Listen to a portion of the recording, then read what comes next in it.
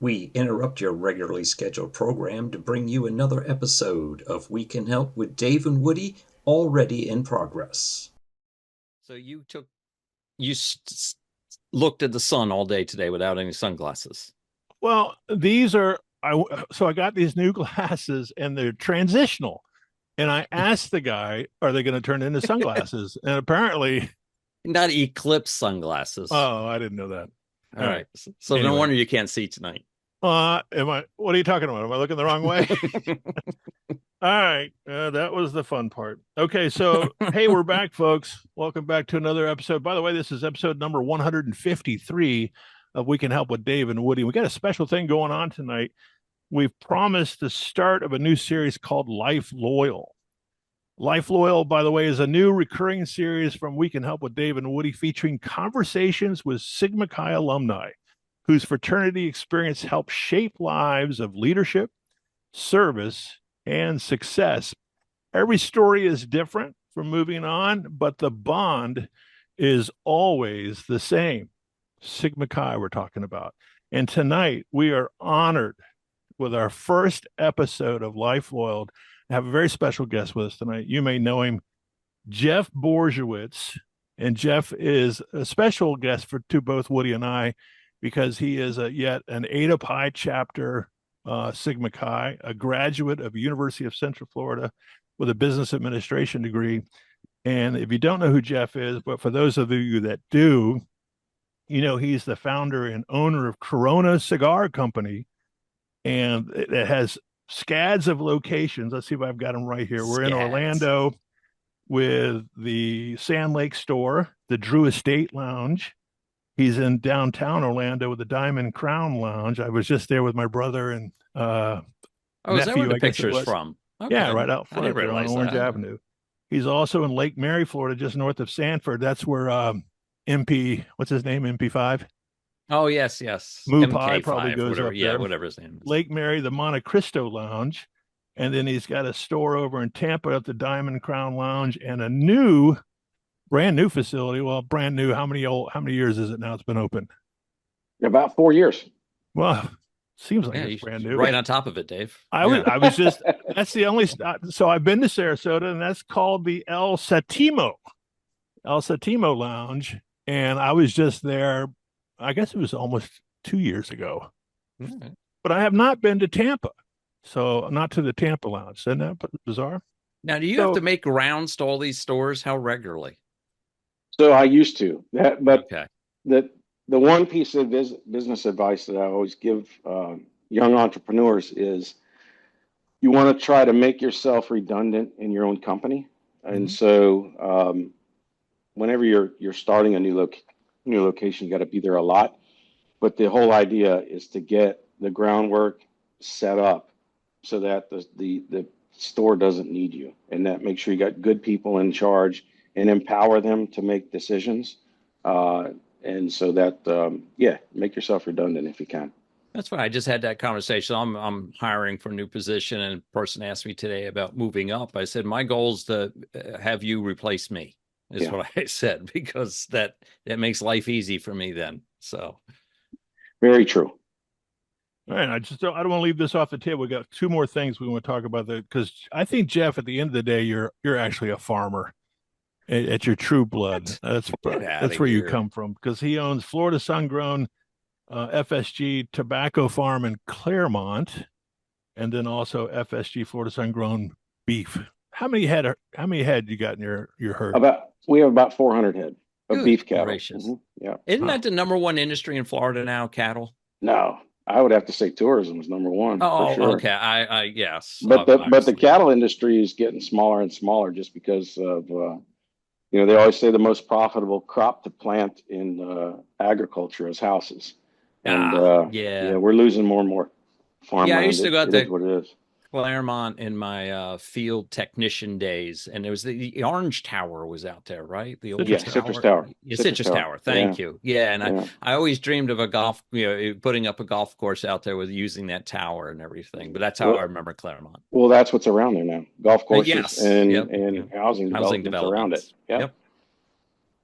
All right, cool. All right, so keeping in mind, this is a Sigma Chi episode. Oh, sorry, Dave. No, that's okay. But we want to bring the elements of Jeff's success story that he ascertained, whatever he brought, whatever he took with him from his Sigma Chi experience.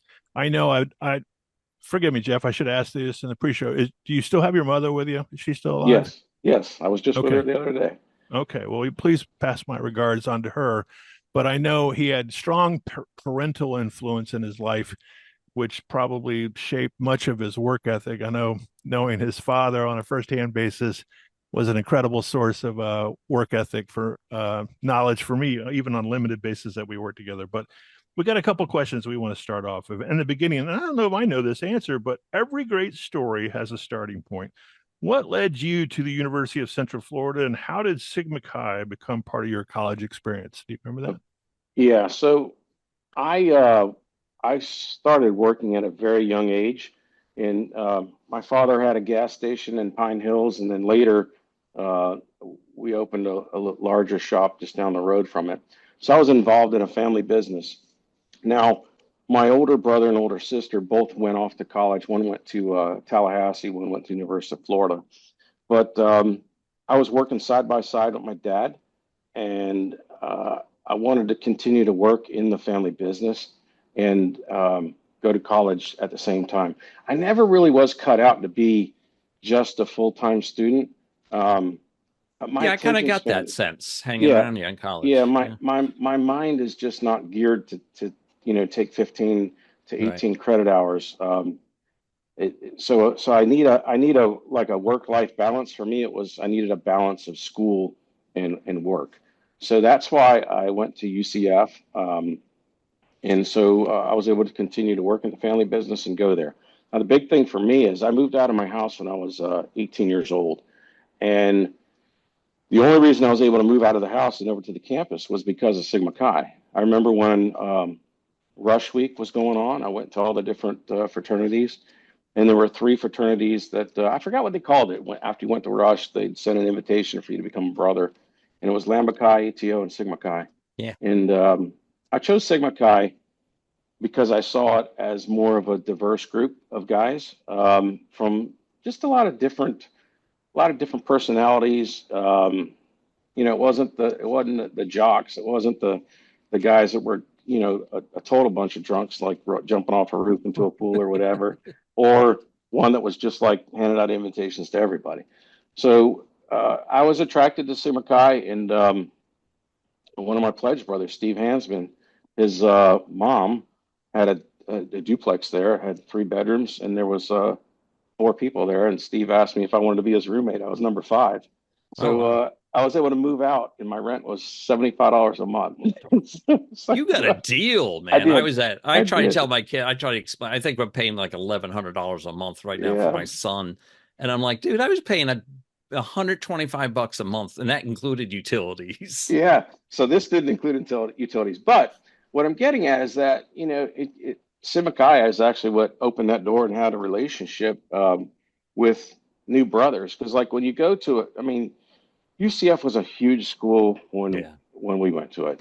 I graduated high school in '86, so I started '87, or actually the fall of '86 at UCF. And even then, I think it still had like 28,000 students, 30,000 students at the time. So it's a big school, right? And even if you knew somebody that went to UCF, you weren't going to see them because it's so big. The campus is so big. So pledging Sigma Chi was just a real good thing for meeting new people, new friends, and to have a social network, which I to this day I'm very big on preaching about having a network, whether it's Sigma Chi or being involved in other organizations, because as humans we're not meant to be isolated, and if you have a good network, good things come out of it. And I always say that proximity is very important too. If you're around good people, good things tend to happen. If you're around bad people, bad things tend to happen. So I pledged Sigma Chi, and that led to my I would say it led to my ability to be able to move out of the house and start my life as my independent life, right? Right. So it was a very good thing for me. But at the same time, Dave and I were in the same pledge class, and so we had a lot of pledge brothers that crashed and burned because they couldn't handle the being out on your own and the responsibility that came with it of being able to balance a social life and still pass class, right? and not get kicked out. And so, some kids they just can't handle it, and they're just partying every night, and next thing you know, they're flunking out. But that's life. That's the way life is. Life is you have opportunities to in front of you through life. It's just a matter of making good choices and not overdoing it on anything. So yeah. I was going to say the 30,000 at UC, if I remember right, like 20,000 were commuters. They were right, and the core people were around 10,000. I think like 60 to 70% of that was in the Greek system. At UCF. So yeah, it was a huge pool of people, like you said, contacts, making relationships. And I mean, you think when you first join a fraternity, I'm just going to be friends with this fraternity. Well, now it just exposes you to even more people. And some of my best friends weren't even in the fraternity, in a fraternity that I left college knowing. So, but also you got to remember, we were doing things also with some other fraternities and sororities too. Yeah. So, and honestly, I don't even know what it's like nowadays in Greek life. But I hope the young students have the same opportunities we have, which is one of the reasons why I'm so pro fraternities and sororities. There's a need for them. Yeah, there's some risk, and nothing's perfect, but in the end, having fraternities, I highly recommend them. They were good for me. They were good for all of us, in my opinion. So some colleges seem to be at war against having fraternities. And I think just like anything else, you got to push back, because if you don't, you're going to have the naysayers running these guys off the campus and women off the campus. I always tell people, these kind of, and I, cut into the answer there, but I always say, these actions happen on campus, whether you're in a fraternity or you're not. It's just when it's someone from a fraternity, it gets, a lot more news and a lot more attention.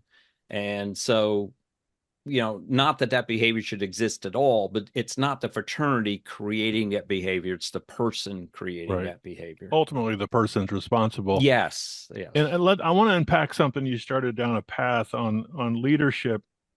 A lot of the guys listening, since Woody and I have done such a good job in our last series, the summer tour, a lot of undergrads are listening to us. Was there a moment while you were an undergrad that you discovered leadership involves serving other people, or is it something that you took away as a young adult later on in life? You look back and said, I garnered some of my leadership skills, obviously from your parents, but I mean, when did you kind of recollect that leadership's involving serving other people as well as the people you're around? Well, to be honest with you, my first exposure to real structured leadership would have been the fraternity, between the grand console and the whole, the treasurer, all of those, and even running meetings, right? And so what's interesting about the fraternity is the age difference, right? I was 18 years old. You were the oldest pledge his nickname was in Pops, the history right? of Sigma Chi. Might have been. So my point is that we had older brothers that, you remember, you're 18 years old out of high school. Now you're at a college that has students like a UCF. Now, it wasn't unusual for us to have a 40-year-old in our class, right? Right.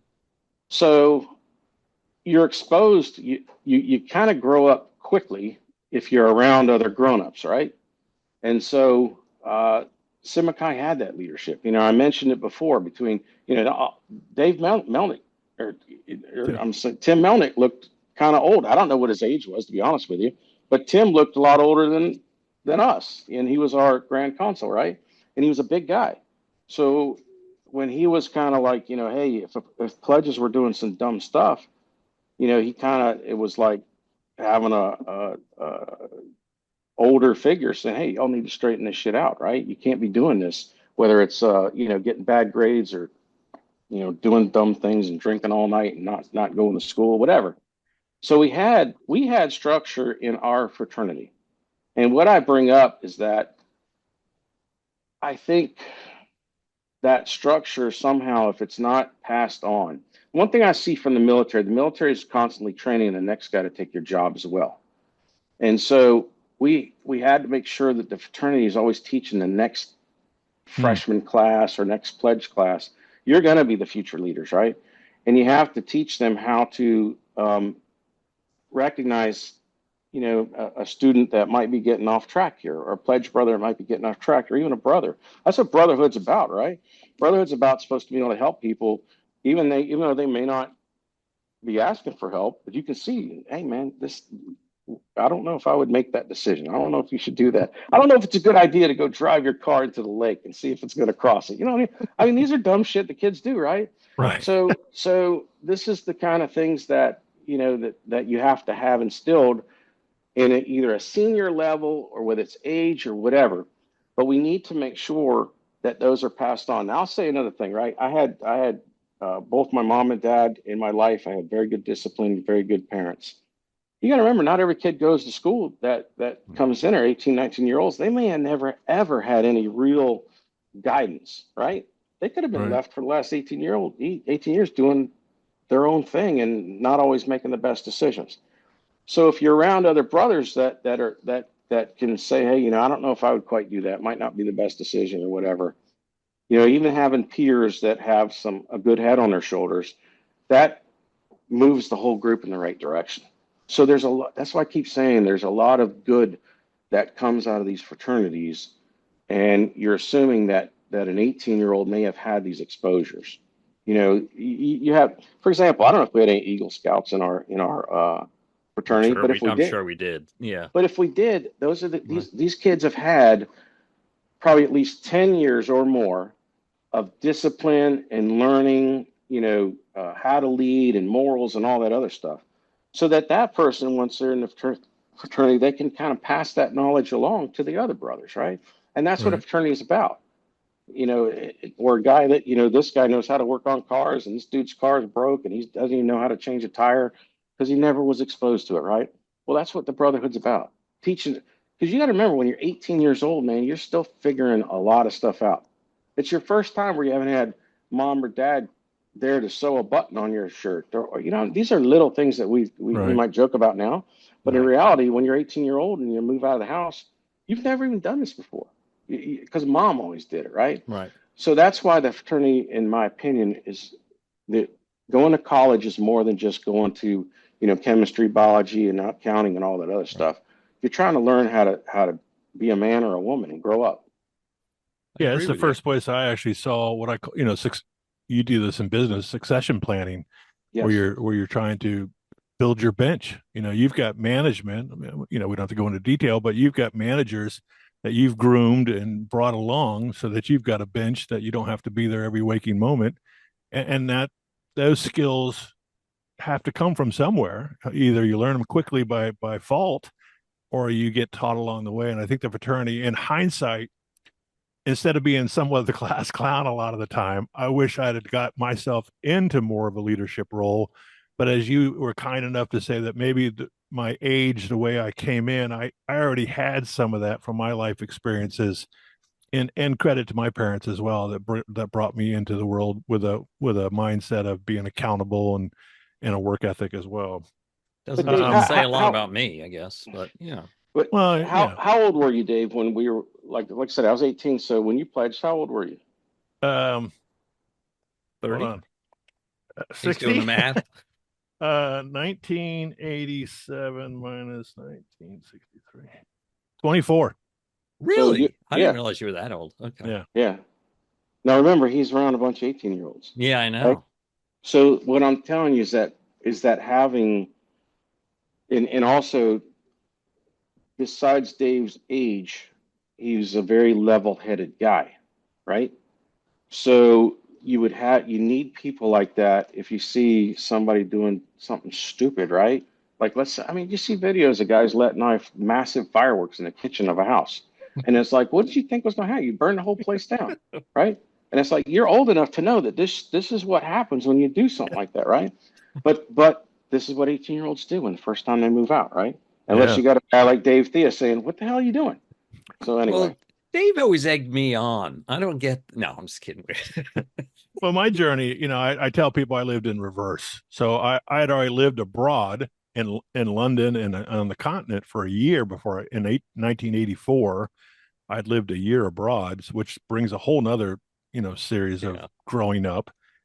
And I transferred as a junior transfer, but it took me, in the end, it took me 8 years to graduate. The joke with my dad was it took him 13 years, but he always reminded me I fought in World War II in Korea, Dave. So, you know, you don't get a second chance. Hey, I got a question for you because this always comes up for me. I'm not a risk taker, generally speaking. And so I had all these ideas of running my own business and everything, but you grew up in a family run business. So was there a risk? Did you ever contemplate the risk of going out on it? Because eventually you left the family business, right? Yeah. So the way I always handled risk is that I can outwork the risk, meaning that the biggest risk in business is financial loss, right? Yes. And the numbers not working out. So number one, you always got to be conservative on your numbers. So if you know, you can, that's the problem. You'll see these, let's say you're going to go lease a store, and let's say it's some big shopping center, and they're going to tell you, oh, there's 80,000 cars to go by, and there's X amount of people around there, and they all make this kind of money. And you're like, oh, I'm going to grab, 5% of that market.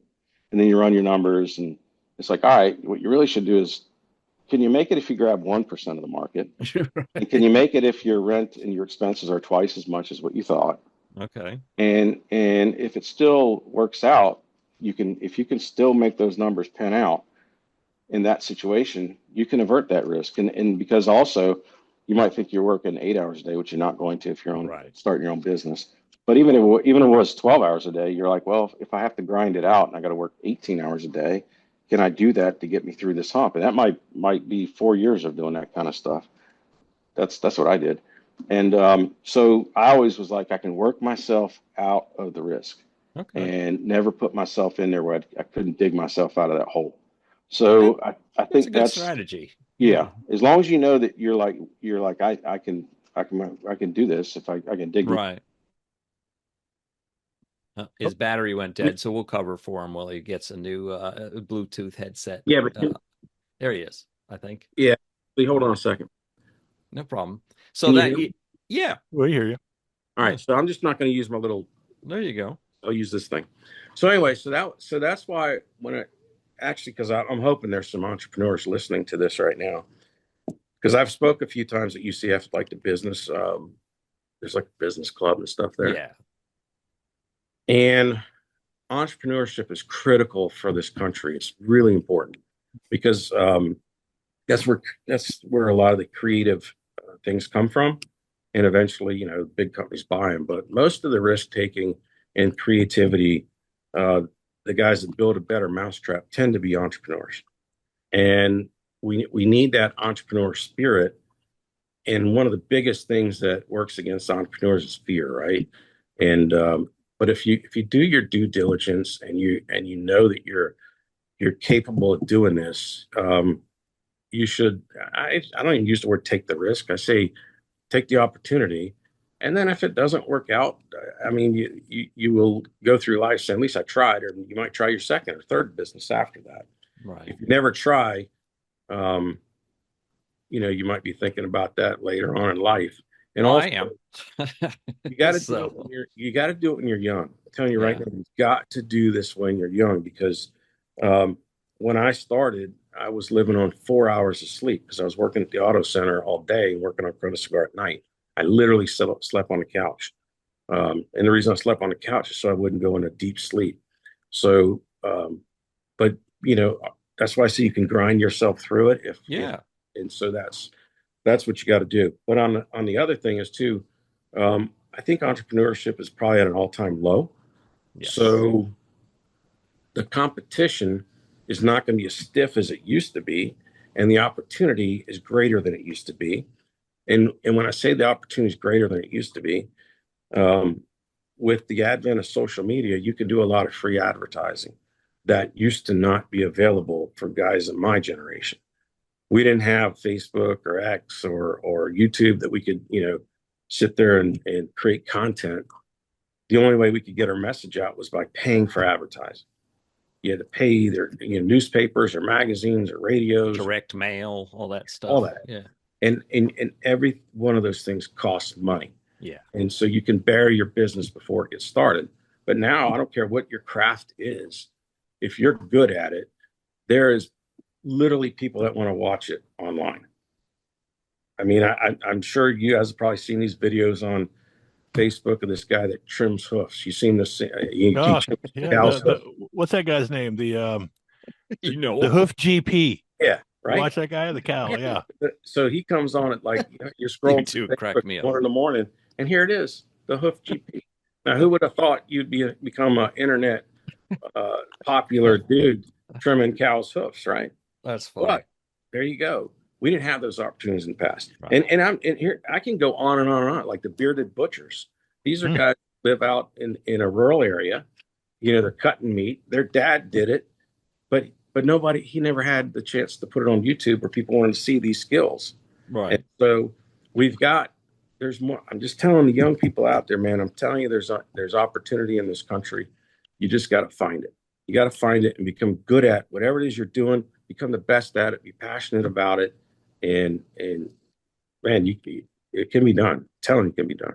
Yeah. I got comfortable in the corporate world, in that situation. And to your point, I was scared to, fear kept me from leaving the comforts of the corporate world. So that's where I remained. Is because the first word you said was the key word, comfort. Yes. It's security.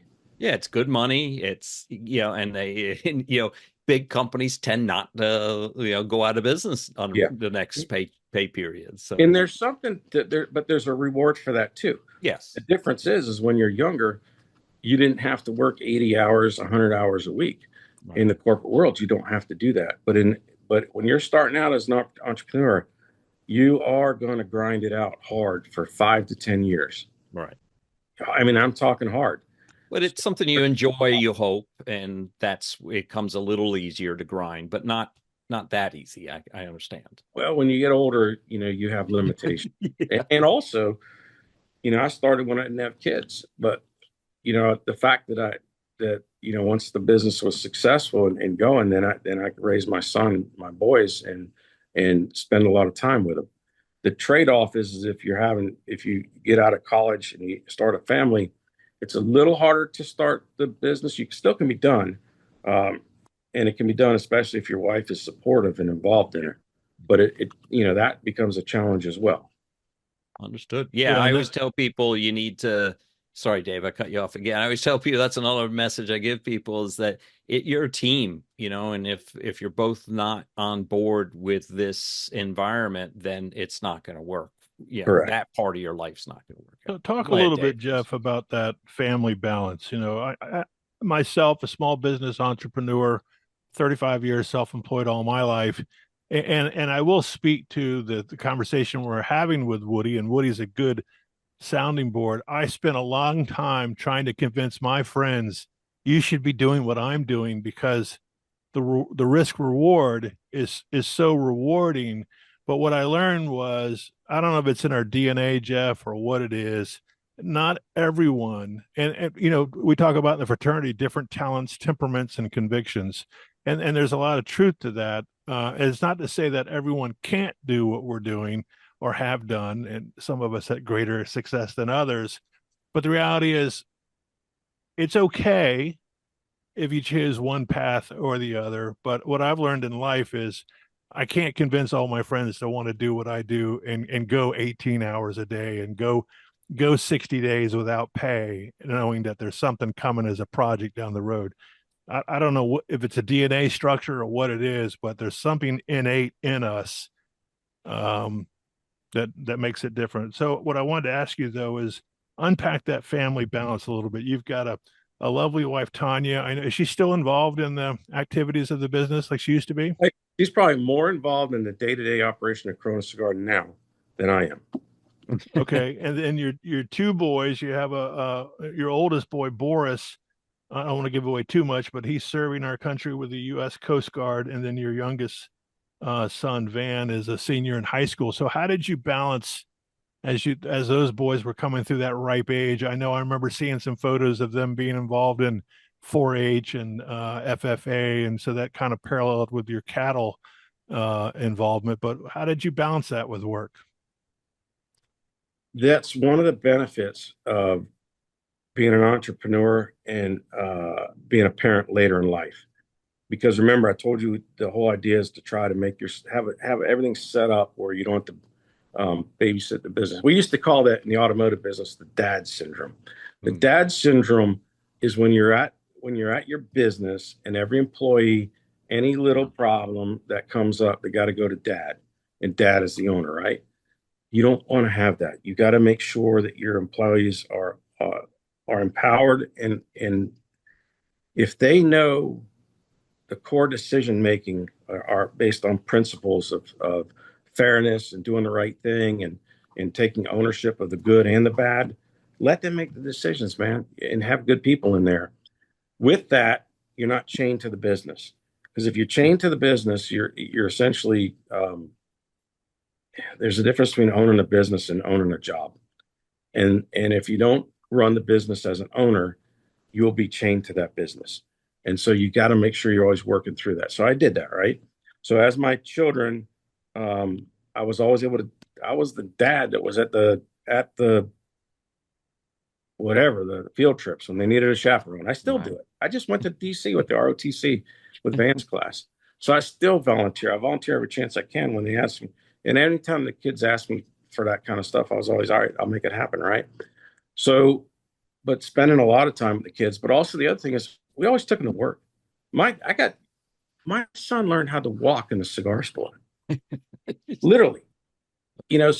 So having the kids at work, that was, it was just part of it. That's why, let me tell you something. Like if you go to let's say a mom and pop Chinese restaurant, they probably have their daughter or son in there working. There might be over in the one booth over there doing their homework, but there's something to that. The kid probably doesn't like it, but I'm telling you, later in life, they'll look back at that. So, my mom was making me do my homework, but she'd also make me, clean up and do stuff like that. Those are life skills later, because that kid already knows how to work. They already know what's going on to run a business. They're learning in school as well. So I always exposed my kids to stuff, whether it was work stuff or adult stuff. I had my kids changing tires on a car when he was like 4 years old, because he like ran something over and got a staple in the tire. It's like, okay, I'm going to show you how to do this. And it was always more of, just don't do it for them, but show them. Be the guy that shows them how to do this. And they're never too young, in my opinion. Other people will be like, they might smash their finger. Okay, well, my dad used to say it'll heal before you get married, right? It's part of growing up. And so you got to look back generationally, what, the way kids used to grow up, right? They used to ride your bike, fall off, skateboards and stuff like that. We really are coming into a problem with this younger generation. They don't have any skills because they haven't done anything other than that's simulated. Right. Everything's on the iPad, everything's on the Xbox, and they can pick up a lot of knowledge through YouTube. That's for sure. They can learn a lot, but you got to apply that into the practical knowledge side of it. So you might watch 100 YouTube videos on how to change a head gasket in a car, but if you've never actually done it, you just don't even know the difference of what, a socket and extension and how to get in these tight places. So, there's just something about the balance between life, in reality versus virtual reality. You got to scrape your knee every once in a while. That's what I like to say. Absolutely. And moms may not always like it, but that's why there's a role for mom and dad. And Mom will put the Band-Aid down and Dad will take them back out. My wife reminds me of this. So my son was probably like 10 or something, or throwing a football around in the yard, and I threw it, and he's like, "Ah, man," he stubbed his finger or whatever, and we're coming inside, and it's a Sunday evening, and he goes, "Look," and his pinky's like bent to the side. I'm like, it'll be fine. He goes, and the next morning he wakes up, he goes, "My hand hurts." He showed his mom. She's like, "How'd you let him go to bed with that thing?" I said, "It was Sunday. I wasn't taking him to the emergency room." It's part of growing up. Right. So, but they still remember that, kind of thing. Well, Jeff, you've done a good job of answering some of the questions that we had already in line. So I'd rather make it very much conversational, which we've done a great job of doing. I know, Woody, tell me, are we getting timing wise? We want to be true to our time. Yeah, we got about 6 minutes, 7 minutes. Yeah. So do you have any other further questions, Woody, before we move? We're going to move into what I'm calling the lightning round here in a moment and give Jeff a chance to talk a little bit about maybe some things that are going on at Corona Cigar. But do you have any other questions you want to throw out, Woody? No, actually, I fit him in as we were going through there. I enjoyed his feedback on running a business, although at this point in my life, I probably won't have that opportunity, but it's still great knowledge to pass down to others, get over that fear. Okay, Jeff, we have a lightning round, a fun close. How do you want to do this? Do you want to answer a couple questions, and we'll plug some of what you're doing with the cigars? Yeah, I mean, you don't even have to do any plugs for the cigar stuff. I'd rather focus on the fraternity and hopefully giving some guidance or inspiration to some of the young brothers out there, because that's really I'm 50. I guess I'm 57 years old, and I've really I feel we got to pay it forward. Yes. And I feel like it's our civic duty, not only as Mackay brothers, but just as Americans, that we got to encourage this next generation, because a lot of guys just can't see the forest for the trees, and if you don't see opportunities in life, you can spiral into I don't know. Yeah. No, I like your last lightning question there, Dave. I think that's my favorite, if we can do that. Well, hang on. Before we jump into that, Jeff's always I think he's a great American, first of all, and he's a patriot. And where he and I are like-minded in this is, as a small business person, I've always said small business is the heartbeat of America. And you touched on that early. It's that entrepreneurial spirit that really, that's where things happen. That's where new innovation happens. That's where the guys are willing to take the risk and develop something new, make a better mousetrap. And before you know it, we've got a free market. Hopefully we can go out and build this thing and move forward. Our show's never really been about we don't get too heavy into that, Jeff, but at the same time, I too believe it's important for the next generation. If we're going to preserve this great experiment, the American experiment that we live in, we've got to be willing to talk about it and take conversations like this. And I think this is very important, that not only Sigma Chi brothers, but whoever might be listening to this will have an opportunity to see someone like yourself who came from a good, strong work ethic family, and truly, I believe, has lived the American dream, and being able to own your own business, work hard, sacrifice, and put the effort in, and see the results tenfold and then some. So, I always hear people that, well, you're lucky, or you were fortunate. No, there was a lot of sweat, a lot of toil, a lot of sleepless nights that even today that are still going on, and those are the things that make this country great. So I'm not ashamed to say that. But I do, being a cigar smoker myself and a fan, I do want to throw out a couple things real quick. And I have a question for you. So let's go through a couple of these lightning round questions. Your favorite cigar to enjoy after a long day? I like our 20 Acre Farm because I like milder cigars. So 20 Acre Farm for me is like the perfect balance of flavor and strength. My second favorite would have to be our Atabey 25th anniversary. That cigar is really expensive. But what are we talking? Yeah, those are like $50 a stick. Oof. For one cigar. Man. Yeah. Whereas the 20 Acre Farm is like $14, $15, which is kind of, most cigars are $8 a stick. So it's not cheap, but it's not expensive compared to that. But yeah, the 20 Acre Farm, and the Atabey 25th anniversary we got. That's kind of the only two cigars I need, but I smoke everything. But those are my favorites. Okay, coffee or bourbon with a cigar? Oh man, both. I start my day literally with you thought he was going both in the morning. No, man, I start my day with coffee and a Diet Coke. I know Diet Coke's not good for you, but Coke Zero or Diet Coke with espresso in it's amazing. Pairs amazing with a cigar. And then at the end, a little glass of bourbon. I was noticing off your right shoulder there. Yeah, so some a little bourbon. Yeah, so depends on time of the day, and in moderation, man. I got to tell these young guys too. You know, I never had a DUI. I never, I own bars, right? I got 6 bars, right? So we serve a lot of liquor, and we got a bunch of booze. So it's always like, drink better, not more, and drink for good company, drinking to just get drunk never leads anywhere good. So just drink in moderation and enjoy it. And like I said, drink better, not the better quality spirits with maybe not as much. That's all. Yeah. It's a good way. Is there a leadership book? A lot of times we were all told to read. Is there something that comes to mind that you can go to right off the bookshelf? What's your leadership book? The best book that ever helped me in business, ever. I remember I read that thing like right when it came out. The Art of the Deal by Trump. Before he got involved in politics, I'm telling you, The Art of the Deal, every entrepreneur should read that. It will teach you how to negotiate. Wow. That was the most important book I ever read, especially as someone that has a lot of retail locations with leases. Man, knowing how to negotiate, that book will help you on negotiating any deal, Art of the Deal. Okay. One word that best describes Sigma Chi. Sounds like a pledge interview. Yeah, I would say for me, it was a diverse brotherhood. Now, most people think of diversity as just an ethnic or religious diversity. I think of diversity in character. Let me explain. There was one fraternity that was basically all the football jocks, right? And yet we all knew who that was. Then you had another fraternity, right? It was all the drunks, right?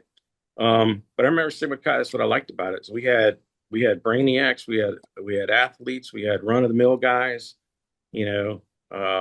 That's what I liked about it. It was not a stereotype clique type of fraternity. It was more of literally like when you walk in downstairs at Corona Cigar, you see a diverse group of people from different backgrounds, different. They never asked you how much money you made in Sigma Chi. It didn't matter, right?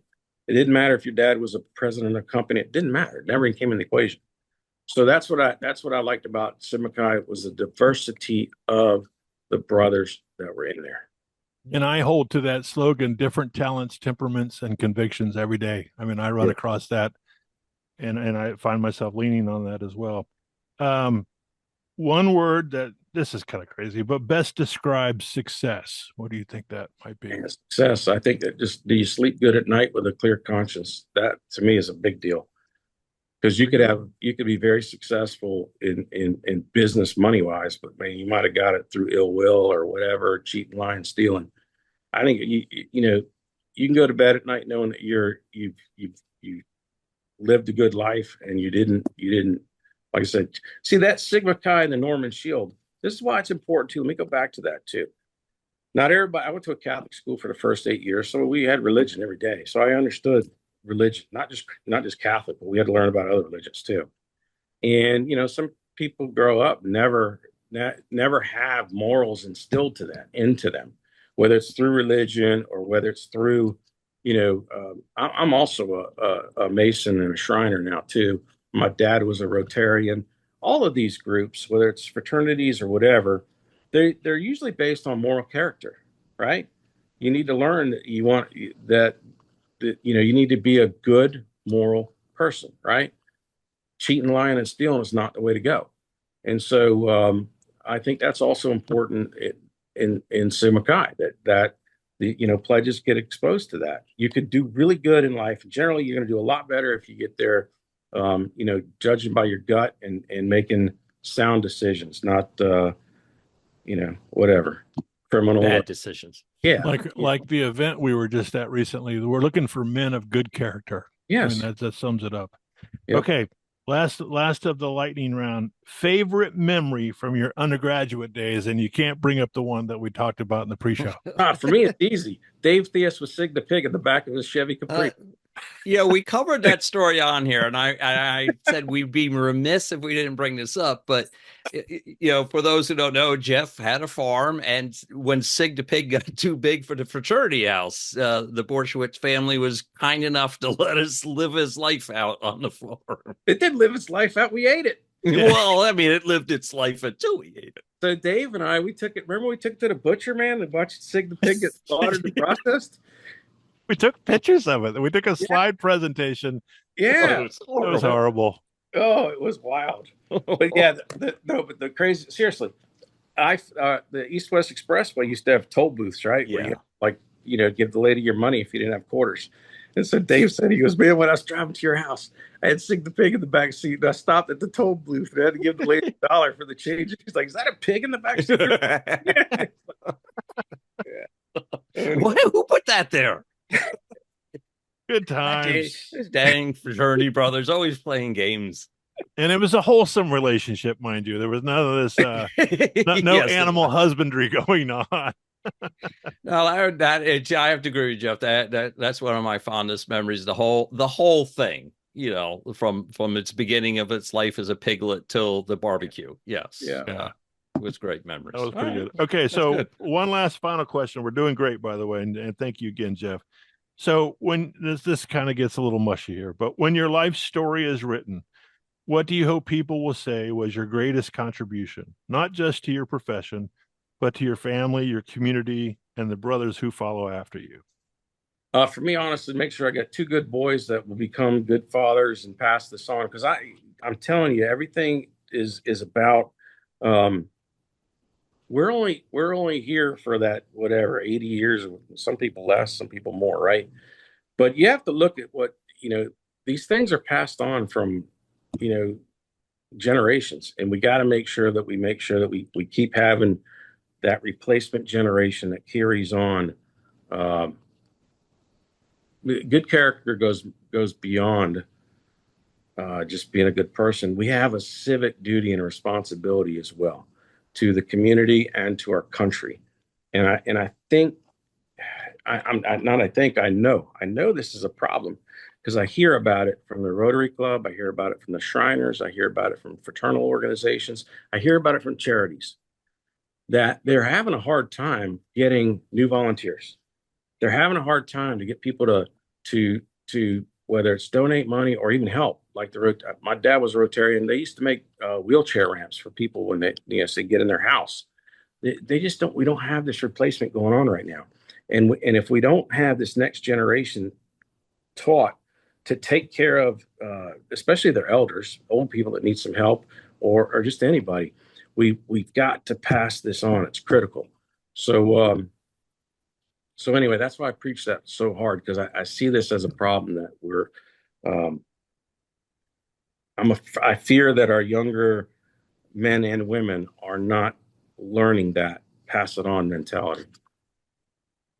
All right. Wow. Well, that'll be one thing we echo for you. I think we all agree with that. So, well done.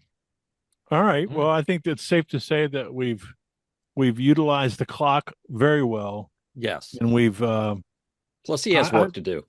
Yeah, he does. He's got big stuff going on. But Jeff, thank you so much. What an opportunity for you to come on here and share something just besides your business success, but what the fraternity and the things that it developed throughout your life, what it might mean to future undergrads and alumni alike. So, and your patriotism and your belief in family, God, and your country. So I appreciate that so much. I know Woody does too. So yeah, before we go though, I'm sorry, Jeff. Before we go, what if someone wants to order one of those cigars you mentioned? Where do they go? Coronacigar.com. Coronacigar.com, or they can just go to any of our stores. But really, for the undergrads out there, you're the generation that keeps this fraternity going. If we don't have new guys coming in under good leadership, right? Good stewardship. Think about that word stewardship, right? I own quite a bit of land for like agriculture purposes, and that word is tossed around a lot. We have to be good stewards of the land, right? Meaning take care of it, because we might own a title for that land, but we're going to be dead and someone else will be owning that land. You got to make sure that it's good stewards of land.